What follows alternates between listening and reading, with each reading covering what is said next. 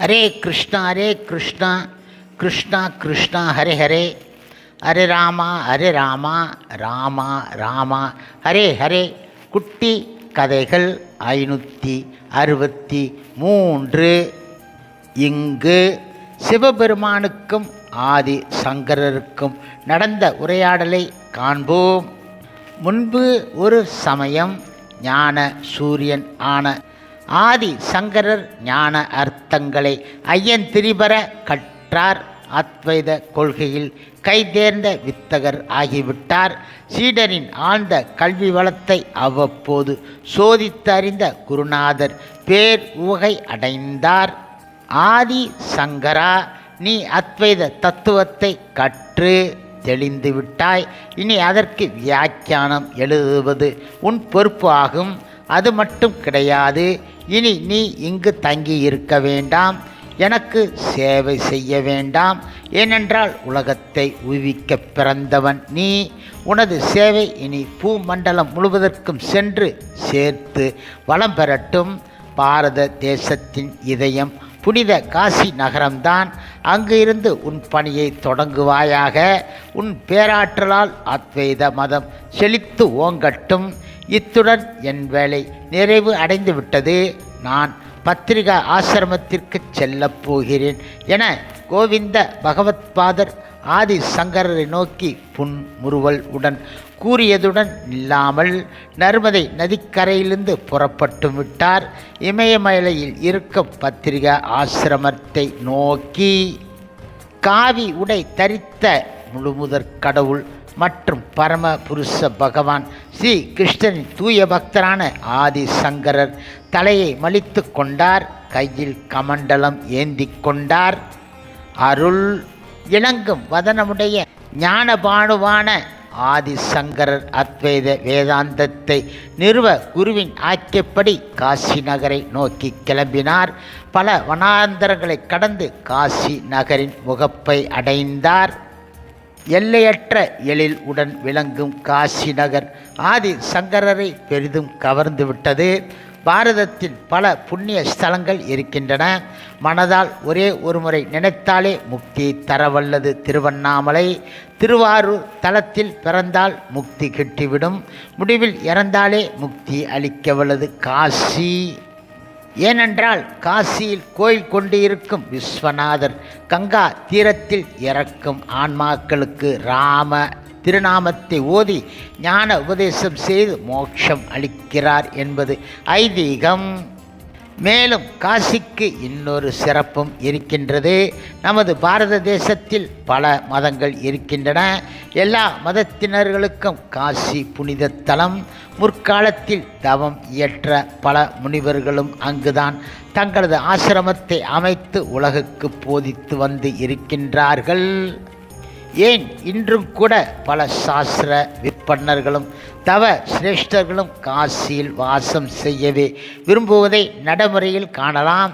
யாத்ரீகர்கள் எப்போதும் ஓயாமல் வந்தும் போயும் கொண்டு இருப்பார்கள்.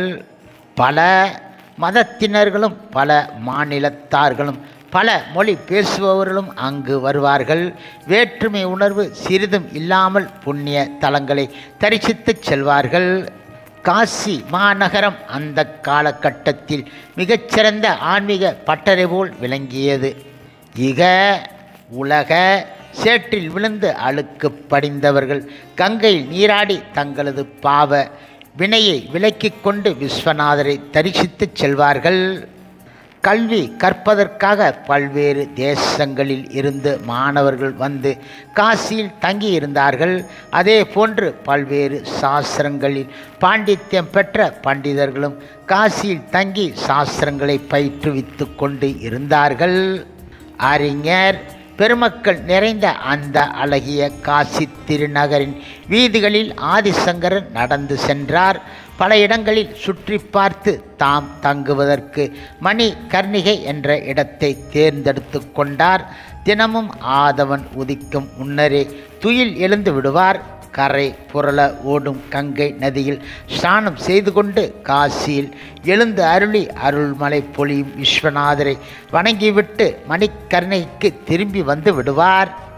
காலை முதல் மாலை வரை அத்வைத மார்க்கத்தை பிரச்சாரம் செய்யும் பணியில் மூழ்கி விடுவார் ஆதிசங்கரர். ஆதி சங்கரர் உடைய கூறிய மதிநுட்பமும் தத்துவ விளக்கமும் தர்க்க திறமையும் அனைவரையும் அவர்பால் ஈர்த்தன.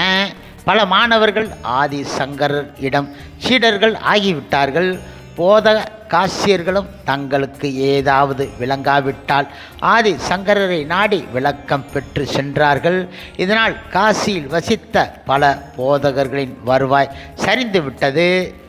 வெகு விரைவில் காட்டு தீயன ஆதிசங்கரின் கீர்த்தி காசி நகர் முழுவதும் பரவியதுடன் இமய முதல் குமரி வரையும் பரவிவிட்டது. ஆதி சங்கரின் கியாதி பரவிய பின்பு பல பண்டிதர்கள் பிழைப்பை தேடி வேறு இடங்களுக்கு செல்ல வேண்டியது ஆயிற்று. ஆதி சங்கரின் சீடர்கள் தத்துவத்தில் சிறந்து விளங்கியது மட்டுமில்லாமல் அனுபவ ஞானத்திலும் உயர்ந்த தளத்தை சேர்ந்தவர்களாக மேன்மை உற்றார்கள். அவரது சிஷ்யர்கள் அனைவருமே சிறந்த ஒழுக்கவாதிகள், மேன்மையான பண்புகள் நிறைந்தவர்கள், கூரிய மதிப்படைத்தவர்கள். குருபக்தி நிறைந்த அந்த சீடர்களுக்கு எல்லா நலன்களும் இயல்பாகவே வந்து அமைந்தன. அவர்களுள் குரு சேவையில் எல்லோரையும் விஞ்சிய மாணவர் ஒருவர் இருந்தார். அவரது பெயர் சனந்தனர் என்பதாகும். ஆதிசங்கரர் தமது மற்ற சீடர்கள் இடம் அவரது குருபக்தியை வெளிப்படுத்த விரும்பி அதற்கான காலம் கணிவதற்காக காத்து இருந்தார். ஒரு நாள் தினசரி வேதங்களை போதிப்பது போல் அன்றும் ஆதிசங்கரர் பயிற்றுவித்து கொண்டு இருந்தார். பாடம் பயிற்றுவித்து கொண்டு இருந்த ஆதிசங்கரர் திடீரென கற்பித்து கொண்டு இருந்த பாடத்தை நிறுத்திவிட்டார். ஓ சனந்தனா, இக்கணமே எழுந்து கங்கையாற்றின் அக்கறை வரை ஓடிச் சென்று பின் திரும்பி வர பார்க்கலாம் சட்டென்று சனந்தரை நோக்கி கட்டளையிட்டார். சனந்தனர் ஒரு கணமும் தாமதியாமல் எழுந்து கங்கையின் மேல் ஓடினார். அக்கறை நோக்கி ஸ்ரீ குரு பாதமே சரணம் என்றவாறு. என்னே விந்தை, அவர் தண்ணீரில் அமிழ்ந்து போகவில்லை. சமதளமான தரையில் ஓடுவது போன்று ஓடிச் சென்று பின் திரும்பி வந்து சேர்ந்து விட்டார். இந்த அதிசயத்தை கண்டு ஆதிசங்கரின் மற்ற சீடர்கள் அனைவரும் வியப்பு அடைந்தார்கள். திரும்பி வந்த சனந்தனர் ஆதிசங்கர திருப்பாதத்தை பணிந்து நின்றார். ஆதிசங்கரர் சனந்தரை தமது அருட்கண்களால் நோக்கியவாறு, அருமை சீடனே, நீ என்ன காரியம் செய்ய துணிந்தாய்? கங்கையில் இறங்கினால் மூழ்கி இறந்து விடுவோமே என நீ அச்சம் அடையவில்லையா? சிறிதும் சிந்திக்காமல் கங்கையின் அக்கறைக்கு சென்று திரும்பியும் விட்டாயே. நீ தண்ணீரில் அமிழ்ந்து இருந்தால் உன் கதி அதோ கதி ஆக இருக்கும் தெரியுமல்லவா என வினவினார். சனந்தரின் குருபக்தி மற்ற சீடர்களுக்கு விளங்கச் செய்யும் பொருட்டு இப்பொழுது சீடன் கூறினார், குருதேவரே, தங்கள் கருணை இருந்தால் எதுதான் நடக்காது. தாங்கள் ஆக்கை இட்டவுடனே நான் குரு திருப்பாதமே சரணம் என்றவாறு தயாராகிவிட்டேன். எல்லாம் தங்களது தாமரை போன்ற திரு அடிகளின் மீது பக்தி வைத்ததால் நடந்தது என சனந்தனர் தம்மை வெகு சாதாரண நிலையில் வைத்து குருவின் திருப்பாத கமலங்களை உயர்வாக பேசினார் அவர். ஓ அப்படியா, சற்று கங்கை திரும்பிப்பார் என ஆதிசங்கர் சனந்தரை பார்த்து கூறினார். சனந்தனர் சற்றே திரும்பி கங்கையை பார்த்தார். மற்ற மாணவர்களும் பார்த்தார்கள். எல்லோரும் அதிசயப்படும் வகையில் சனந்தனர் கால் வைத்த இடங்களில் எல்லாம் தாமரை மலர்கள் தோன்றி பாலங்களை போன்று காட்சியளித்தன. பின்பு ஆதிசங்கரர் தம் அருமை சீடரான சனந்தரை பார்த்து, என் அருமை சீடனே, குரு பக்தியில் உன்னை விஞ்ச ஈரேழு உலகத்திலும் யாரும் கிடையாது. உலகம் உள்ளவரையில் உன் கீர்த்தி விளங்கட்டும். பத்ம மலர்களால் தாமரையில் நீ தாங்கப்பட்டவன் ஆனதால் இன்றிலிருந்து உன்னை எல்லோரும் பத்ம பாதன் என அழைக்கட்டும் என உளப்பூர்வமாக வாழ்த்தினார். பத்மபாதர் பத்மநாபனின் அம்சம். பிற்காலத்தில் இவர் துவாரகா மடத்தின் முதல் பீடாதிபதியாக பிரகடனப்படுத்தப்பட்டார். இப்பொழுது மற்ற மாணவர்களும் சனந்தரை போல் குரு பக்தியில் சிறந்து விளங்க வேண்டுமென தங்களுக்குள் சங்கல்பித்து கொண்டார்கள். காசி மாநகரத்தில் ஆதிசங்கர் தங்கி இருந்தபோது இதனை அடியோடு களைந்து ஆட்கொள்ள விரும்பினார் காசி விஸ்வநாதர். ஆதி சங்கரரும் அவரது சீடர்களும் கங்கையில் ஸ்நானம் செய்துவிட்டு கரையேறி கொண்டு இருந்தார்கள். அதே நேரம் அந்த பக்கமாக புலையன் ஒருவன் தலையில் சுமை ஒன்றை தாங்கியவாறு ஆதி சங்கரருக்கு எதிர் திசையில் வந்து கொண்டு இருந்தான். அவனுடன் 4 நாய்களும் வந்து கொண்டு இருந்தன. இதனை ஆதிசங்கரர் பார்த்து விட்டார். அவனது மேனி முழுவதும் அழுக்கு நிறைந்தும் சீல் ஒளியும் பார்ப்பதற்கு சகிக்க முடியாதது போல் இருந்தன. அவர் ஆதிசங்கரின் அருகே வர அவன் மீது இருந்து வீசிய துர்நாற்றம் குண்டலை பிடுங்குவது போல் இருந்தது. ஆதிசங்கர் மூக்கை பிடித்து கொண்டே அவனை அருவருப்பாக பார்க்கக்கூடாத ஜந்துவை போல் பார்த்தார். அவரது சீடர்களும் அசூயை அடைந்து மூக்கை இறுக்கி பொத்தி கொண்டார்கள். ஆதிசங்கரர் அவனே ஒதுங்கிச் சென்று விடுவான் என நினைத்தார். ஆனால் அவனோ ஆதிசங்கரரையும் அவரது சீடர்களையும் மோதிவிட வருவது போல் இருந்தது. இதற்கு மேலும் மௌனம் காப்பது உசிதம் கிடையாது என நினைத்த ஆதிசங்கரர், அப்பனே விலகிச் செல்வாயாக, எதிரே வருபவர்களை தெரியவில்லையா என அதட்டினார். ஆதி சங்கரரது அதட்டலை கேட்டும் அவன் ஒதுங்கிச் சென்றபாடு கிடையாது. பழையபடியே ஆதிசங்கரரை இடிக்கும் நோக்கிலேயே முன்னிலும் வேகமாக முன்னேறினான். தாம் சொன்னது அவனுக்கு கேட்கவில்லை போலும் என ஆதிசங்கரர் மீண்டும் மீண்டும் சத்தம் போட்டார். இப்போது புலையன் நின்றான். அவனது பார்வை ஆதிசங்கரை தீர்க்கமாக நோக்கி கொண்டு இருந்தது. ஆனால் அந்த பார்வையில் எந்தவித உணர்ச்சியும் இருப்பதாக தோன்றவில்லை. இப்பொழுது புலையன் தனது கூரிய விழிகளால் ஆதிசங்கரை துளைத்து விடுவது போல் பார்த்தவாறே, ஓ சுவாமிகளே, தாங்கள் அத்வைதம் போதிக்கும் ஆச்சாரியர் அல்லவா? தாங்கள் இத்தகைய வேற்றுமை பாராட்டலாகுமா? நன்று. எந்த புறமாக நகரச் சொல்கின்றீர்கள்? நான் இல்லாத இடமென்று எங்காவது இருக்க முடியுமா? ஆத்மனை நகரச் சொல்கின்றீர்களா அல்லது இந்த தேகத்தை நகரச் சொல்கின்றீர்களா? தேகத்தை தள்ளி போகச் சொன்னால் அது ஜடத்தன்மை வாய்ந்தது, அழியக்கூடியது. உங்களது உடலும் ஒரு நாள் அழுகி போகக்கூடியது. ஆத்மாவை நகரச் சொல்வீர்கள், ஆனால் அது என்றுமே நடக்க முடியாத காரியம். ஏனென்றால் அது எங்கும் நீக்கமர நிறைந்து இருக்கின்றது. என்ன சொல்கின்றீர்கள்? உங்கள் உடலும் சோற்று பிண்டமே, எனது உடலும் சோற்று பிண்டமே. நீங்களாகிய சோற்று பிண்டத்தில் இருந்து நானாகிய சோற்று பிண்டத்தை நகரச் சொல்கிறீர்களா என ஒவ்வொரு கேள்விக்கணையும் ஆதிசங்கரர் மேல் இடி இடி என செழித்து கொண்டு இருந்தான் தத்துவ பொதிந்தவையாக புலையன். இப்பொழுது ஆதிசங்கரர் திகைத்து போனார். ஒரு சாதாரண புலையனா இப்படி கேள்விகளை கூறிய அம்புகள் போல் செலுத்துகின்றான்? இல்லை இல்லை, இப்படிப்பட்ட தத்துவார்த்தமான கேள்வியில் கேட்பவன் பாமரனாக ஒரு காலம் இருக்க முடியாது. புலையனோ விடுவதாக கிடையாது.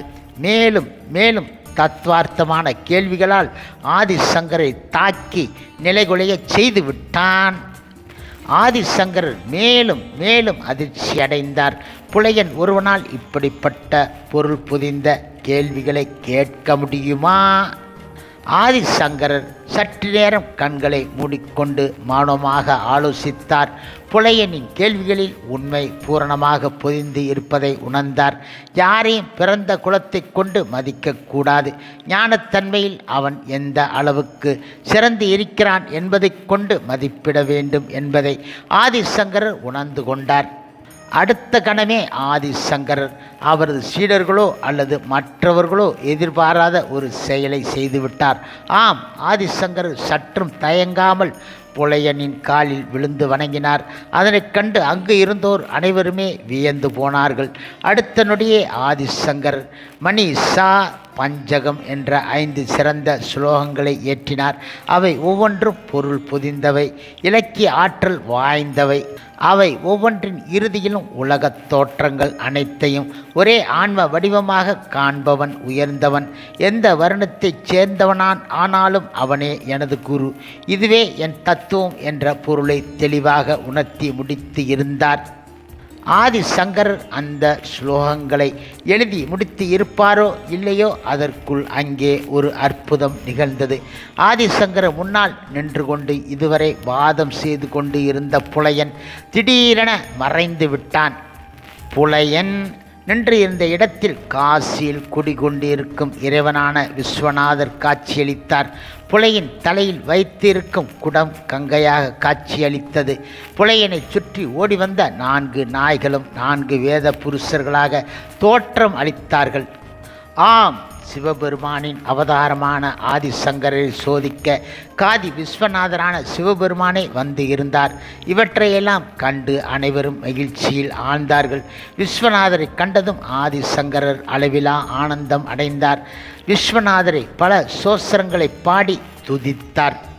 விஸ்வநாதர் பேர் உவகை அடைந்தவராக, ஆதிசங்கரா, நீ என்னுடைய அம்சமாக பிறந்தவன், ஆந்தனன் என்கின்ற தான குறுகிய மன நிலைகளுக்கெல்லாம் அப்பாற்பட்டு விளங்க வேண்டியவன்.